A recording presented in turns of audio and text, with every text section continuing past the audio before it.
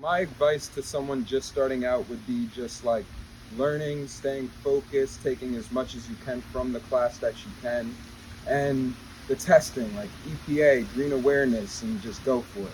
A couple aspects that I like from BOCES and stuff like that is I liked how it was very hands-on and I could go in the back and get to learn from that instead of everything being on pen and paper. So that helped a lot. We were looking for somebody to fill our HVAC technician role. I reached out to Ulster BOCES to ask if they had somebody who might be interested. They did.